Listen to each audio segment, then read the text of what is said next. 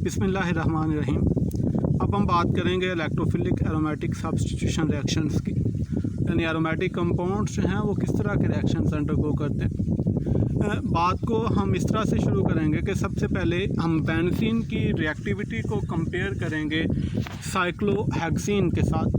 Cyclohexene जो है वो एक अल्कीन है, जबकि बेंजीन जो है वो एक सर्टिफाइड एरोमेटिक कंपाउंड है। तो हम यहाँ पे देखेंगे कि एरोमेटिक कंपाउंड अपने रिएक्शंस में किस तरह से सिमिलर हैं अल्कीन्स के साथ और किस तरह से अल्कीन्स से डिफ़र करते हैं। अगर हम स्ट्रक्चर वाइज बात करें तो अल्कीन्स और जो एरोमेटिक बेंजीन है दोनों के अंदर एक चीज़ कॉमन है और वो चीज़ है पाई बॉन्ड्स की प्रेजेंस, यानी अल्कीन के अंदर भी पाई बॉन्ड मौजूद है और बेंजीन के अंदर भी पाई बॉन्ड मौजूद है। लेकिन जो पॉइंट ऑफ डिफरेंस है दोनों के अंदर वो ये है कि अल्कीन का पाई बॉन्ड जो है वो लोकलाइज्ड है, जबकि बेंजीन के पाई बॉन्ड्स जो हैं वो डीलोकलाइज्ड हैं। सो इससे रिएक्टिविटी जो है इसमें सिमिलैरिटी क्या आती है और रिएक्टिविटी का जो डिफरेंस है वो क्या है, यानी दोनों के अंदर एक चीज़ हमें यहाँ पे कॉमन नज़र आ रही है और वो ये है कि ये इलेक्ट्रॉन रिच कंपाउंड है। और इलेक्ट्रॉन रिच कंपाउंड होने का मतलब ये है कि इन कंपाउंड के ऊपर जो अटैकिंग रिएजेंट होंगे वो इलेक्ट्रोफाइल होंगे। सो दोनों तरह के कंपाउंड्स जो हैं अल्कीन और बेंजीन, इनके अंदर पॉइंट ऑफ सिमिलैरिटी ये है कि दोनों के अंदर जो अटैकिंग रिएजेंट है वो कोई इलेक्ट्रोफाइल होगा। अब रिएक्शन की नोयत जो है वो क्या होगी ये हम देख लेते हैं। सो इस बात को समझने के लिए आप साइक्लोहेक्सीन का रिएक्शन ब्रोमीन के साथ और बेंजीन का रिएक्शन ब्रोमीन के साथ इसके ऊपर गौर करें।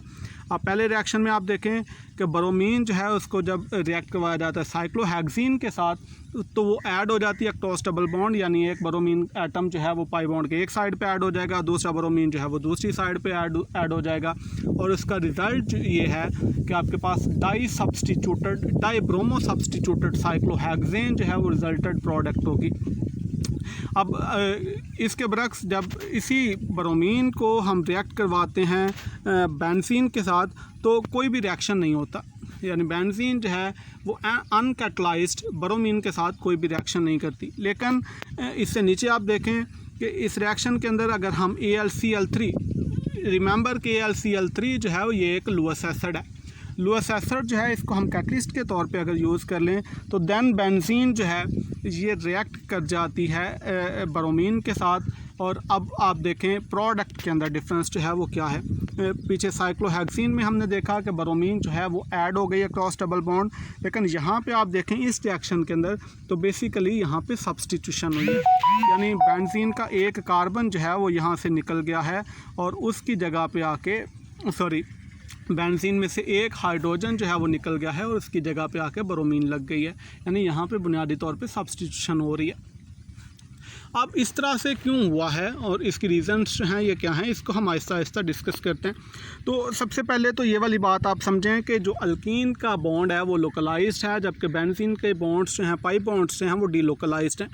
लोकलाइज्ड बॉन्ड चूँकि एक जगह पे सिमटा हुआ होता है तो इसका मतलब ये है कि जो इलेक्ट्रोफिलिक अटैकिंग रिएजेंट है उसके लिए उस पाई बॉन्ड को पिक करना जो है वो आसान है। लेकिन इसके बरक्स जो डीलोकलाइज्ड बॉन्ड हैं वो चूँकि ओवर द होल रिंग बिखरे हुए होते हैं, डीलोकलाइज्ड होते हैं, सो इलेक्ट्रोफाइल के लिए उसको पिक करना उतना आसान नहीं होता जितना लोकलाइज्ड पाई बॉन्ड को है।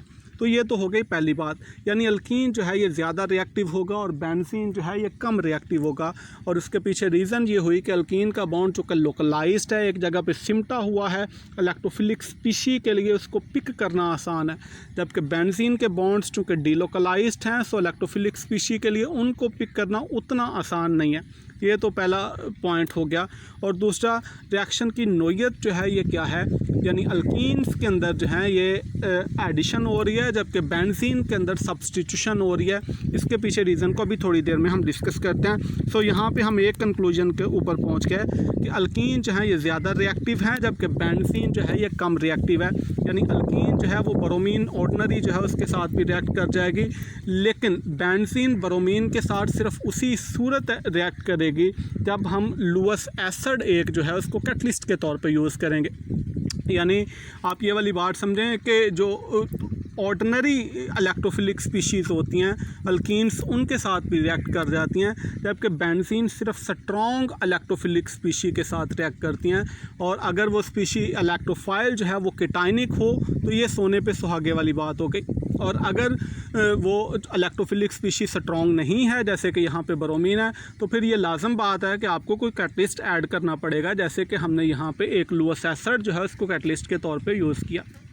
सो ये वाली बात आप ध्यान में रखें कि अल्कीन जो है वो ऑर्डिनरी इलेक्ट्रोफाइल के साथ भी रिएक्ट कर जाएंगी, जबकि बेंजीन जो है वो स्ट्रॉन्ग तगड़े इलेक्ट्रोफाइल के साथ रिएक्ट करेंगी। और अगर कोई स्ट्रॉन्ग इलेक्ट्रोफाइल नहीं है तो फिर उसको आपको एक कोई इस तरह का कैटलिस्ट डालना पड़ेगा जो अटैकिंग रिएजेंट के इलेक्ट्रोफिलिक करैक्टर को इन्हांस कर दे, जैसे कि यहाँ पे हमने लुअस एसिड इसी मकसद के लिए ऐड किया। सो अब हम कंक्लूजन पे इस पे पहुँचे कि अल्कीन्स जो हैं वो इलेक्ट्रोफिलिक एडिशन रिएक्शंस अंडरगो करते हैं, जबकि बेंजीन जो है ये इलेक्ट्रोफिलिक सब्स्टिट्यूशन रिएक्शंस अंडरगो करते हैं।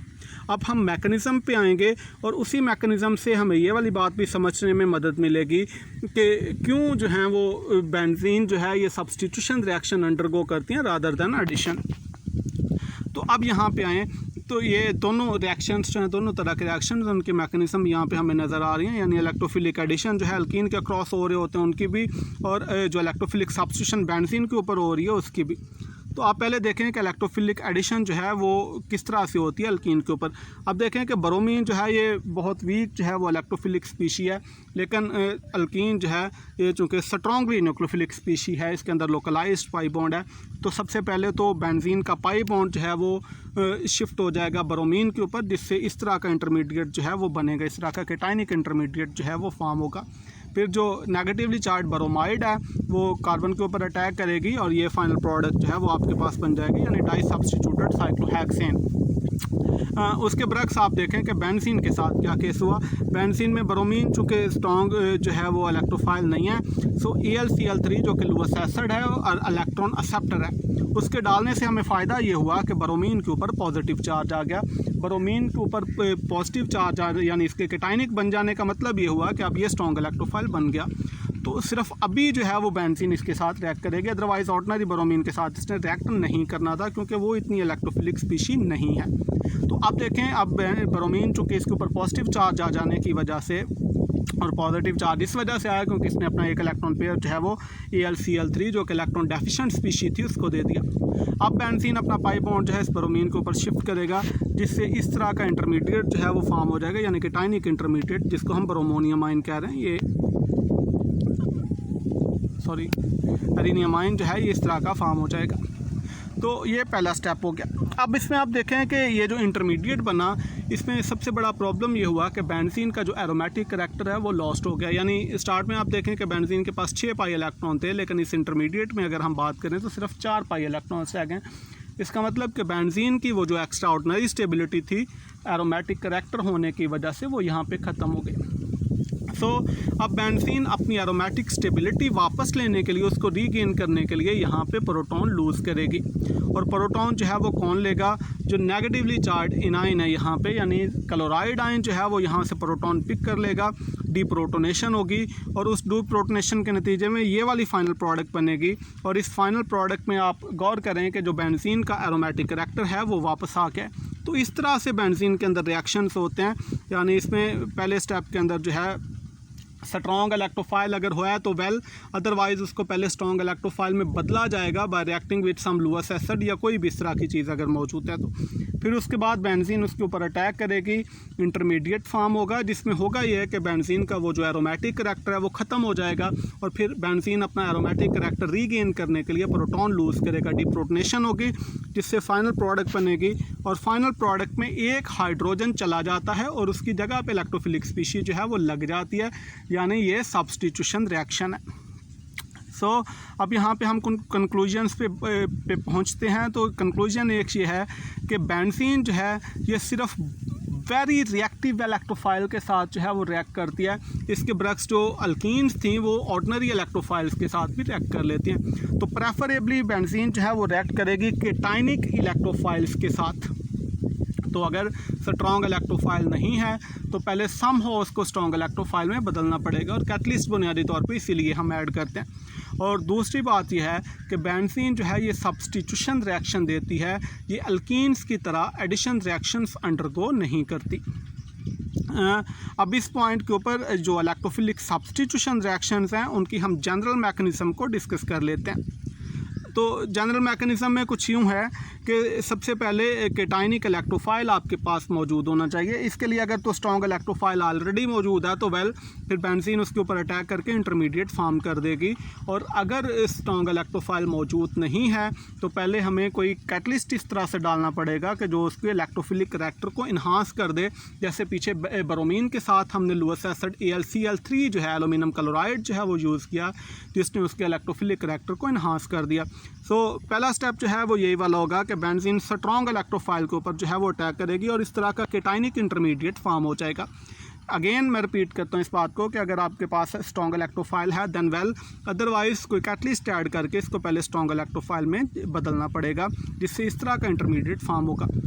इंटरमीडिएट फॉर्म होने से ये होगा कि बेंजीन की special stability which was due to aromatic character वो यहाँ पे ख़त्म हो जाएगी। और फिर नेक्स्ट स्टेप में बेंजीन अपना एरोमेटिक करैक्टर रीगेन करने के लिए प्रोटॉन लूज़ करेगा और उससे फाइनल प्रोडक्ट इस तरह की फॉर्म हो जाएगी।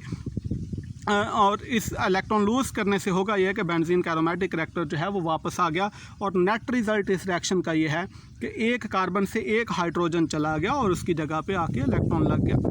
अब इंटरमीडिएट जिसकी हम बात कर रहे हैं यहाँ पे, उस इंटरमीडिएट की एक ख़ास बात यहाँ पे ये वाली है कि ये इंटरमीडिएट जो है ये डिलोकलाइज्ड केटाइन इंटरमीडिएट होता है। यानी आप इस इंटरमीडिएट को देखो तो इसके डिफरेंट रेजोनेंस स्ट्रक्चर्स जो हैं वो पॉसिबल हैं। यानी पॉजिटिव चार्ज जो एक कार्बन पे नज़र आ रहा है वो नेक्स्ट स्ट्रक्चर में आपको किसी दूसरे कार्बन के ऊपर नज़र आएगा। तो ये जो बेंजीन के इस तरह के रिएक्शंस हैं इलेक्ट्रोफिलिक सब्स्टिट्यूशन रिएक्शंस, इनमें एक बात याद रखने की ये वाली है कि इसमें जो इंटरमीडिएट फॉर्म होता है जिसको हम एरेनियमाइन भी कहते हैं, ये डीलोकलाइज्ड केटाइन इंटरमीडिएट होता है। और फिर यही वाला इंटरमीडिएट जो होता है उसमें डीप्रोटोनेशन होती है और उसी डीप्रोटोनेशन के नतीजे में final product substitution final product जो है वो फॉर्म होती है।